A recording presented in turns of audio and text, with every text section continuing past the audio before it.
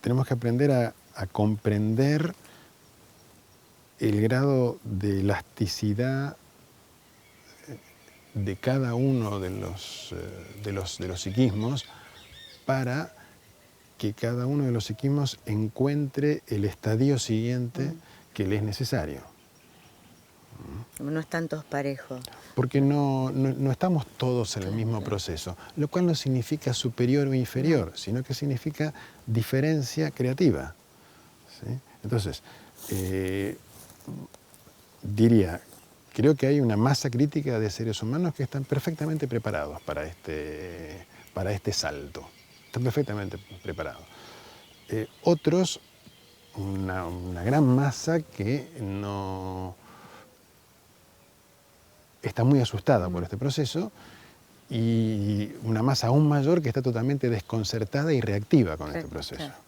¿Sí? Habría más estadios intermedios.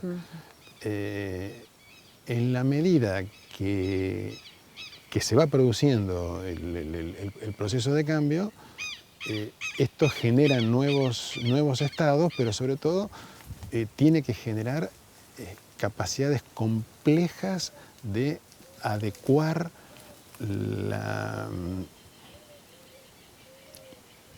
lo que comprendemos que es necesario para cada uno. Quiero decir con esto, la psicología moderna en principio es casi uniforme.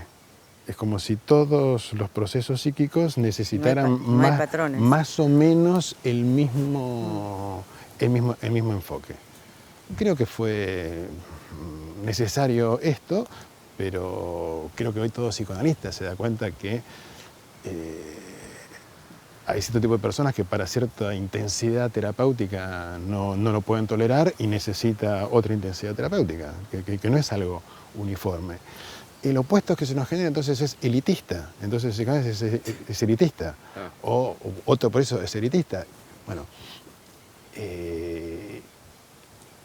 esta reacción proviene de pensar en superior e inferior, no de pensar en términos de complejización a partir de diferencias. ¿Por qué nosotros apenas escuchamos diferencia, la jerarquizamos como superior e inferior? Esto es lo que tenemos que trabajar. No pueden aparecer formas más creativas si no rompemos este patrón de organizar la diferencia. O sea, para nosotros la diferencia primero es enemigo. Acá está fuera de la tribu. Primero es enemigo, está fuera de la tribu. Sí. Y después la tolero si es superior e inferior, y yo soy superior, por supuesto. Obvio. ¿No? O sea, nosotros venimos de organizaciones sociales extremadamente jerarquizadas en inferior y superior, y el pasaje a la democracia fue el desarrollar un contexto que borra en principio toda diferencia. Esto es una oscilación desde un punto de vista creativa, de otro punto de vista se convierte en una reacción, porque no nos permite aceptar rediferenciaciones por miedo a que se cristalicen en nuevas jerarquías. Lo que tenemos que aprender justamente es cómo diferenciar sin la categoría superior e inferior por debajo, sino comprender la necesidad de lo diferente para crear totalidades. Y para esto es no separar, porque apenas separamos, como decíamos, sí, nosotros los humanos nos sentimos superiores a las bacterias porque creemos que podríamos existir sin bacterias, lo cual es un absurdo. Entonces, decir el humano es superior a la bacteria o el humano es superior al oxígeno, uno no entiende bien por qué lo decimos. Porque jamás se ha visto un humano sin oxígeno o un humano sin bacteria. De no pensar sistémicamente. Si pensáramos sistémicamente, superior e inferior desaparecen. Los vínculos son sistémicos. Como hemos hablado en todas estas conversaciones, necesitamos que surja el problema para que se despierte la inteligencia que pueda enfrentarlo. Cuando hablamos de inteligencia vincular, me refiero específicamente a esto. La capacidad no solo intelectual o cognitiva de registrar lo sistémico, sino emocional y existencial de registrar lo sistémico que está en juego y moverse sistémicamente, no moverse jerárquicamente o separativamente.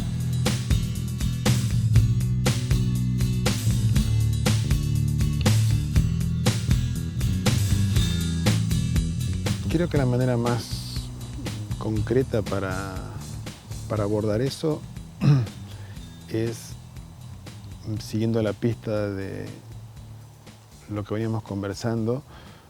La especie humana anidó en ámbitos aislados.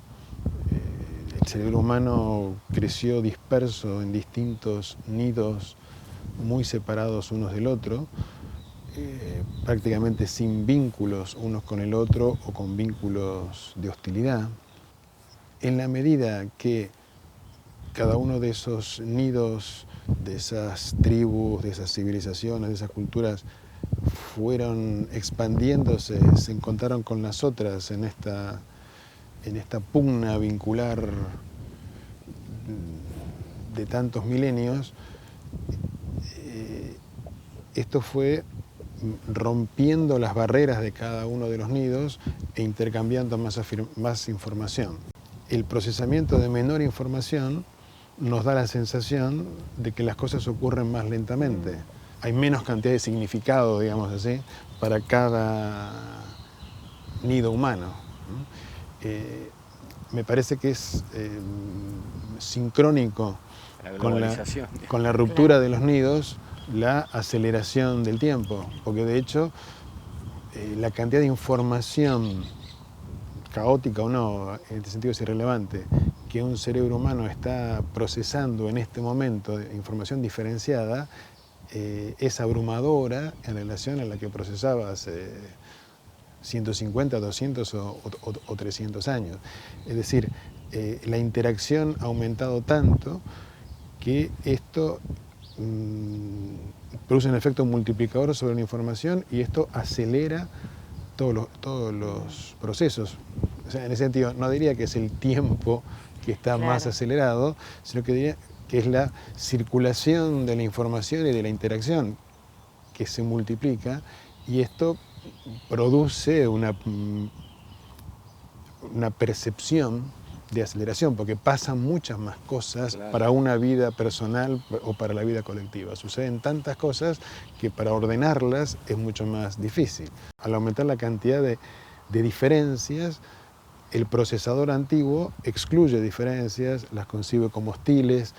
El procesador antiguo tiene que estar seguro de qué es lo que viene antes de que venga, tiene que saber.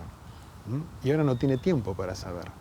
Ahora no sabemos, ahora hay más hechos nuevos, en el sentido de que el cerebro no tiene tiempo de, a lo que sucede, proyectarle una explicación consistente y acordada con todos los demás cerebros para decir, está pasando esto.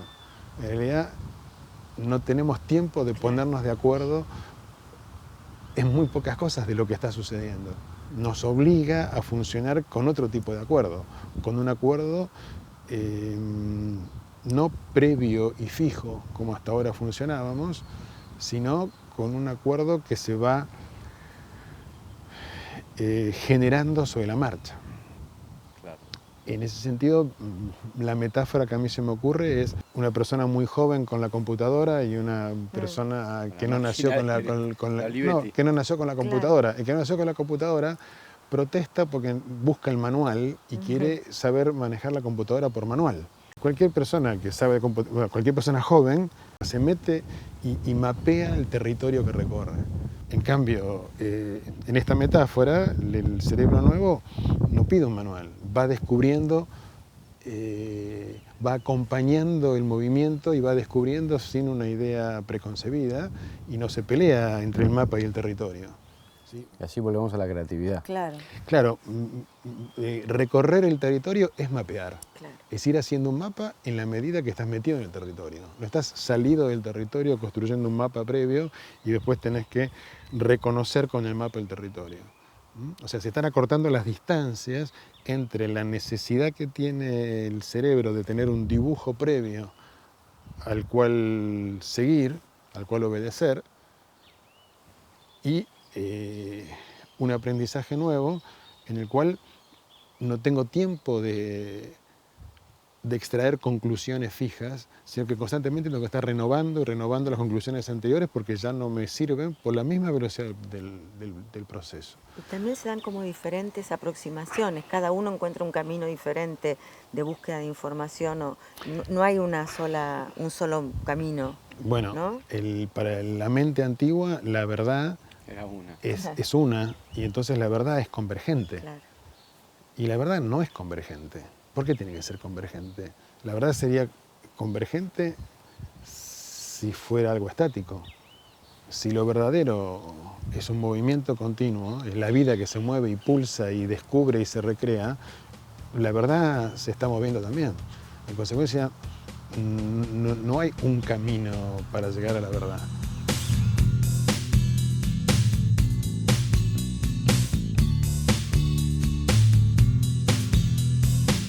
Claro, en términos de aprendizaje, nosotros estamos todavía muy acostumbrados a que el aprendizaje es acumulativo.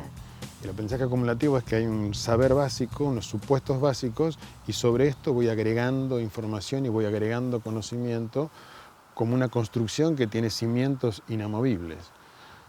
Esto es un aprendizaje que tarda mucho en darse cuenta de sus errores básicos. ¿Sí? Un aprendizaje verdadero es un aprendizaje que cuestiona sus propios supuestos continuamente y reparte en una forma fresca. Eso es un insight. ¿Qué es un insight? Un insight es un cuestionamiento de supuestos. Y ese cuestionamiento tiene un poder... Sería un darse cuenta también. Claro. Un darse cuenta. ¿Qué es un darse cuenta? Un darse cuenta es darse cuenta que estabas equivocado. Claro. No es un darse cuenta de otra cosa. No es que estás agregando algo. Cuando te das cuenta es que de pronto ves otra cosa porque se corrió un velo. El insight tiene un poder, digamos, de alguna manera explosivo sobre lo que estaba construido antes.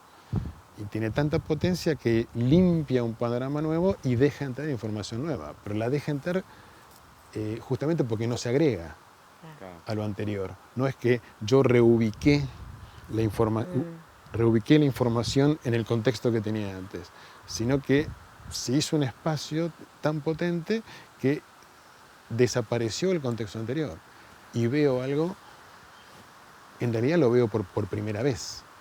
Por primera vez me doy cuenta de eso y eso reconfigura todo el aprendizaje. Estos son dos paradigmas de aprendizaje muy diferentes, muy diferentes. Cuanta más información hay en juego, más tengo que cuestionar los supuestos porque no puedo incorporar y darle un sentido coherente a tanta información con un punto de vista estático.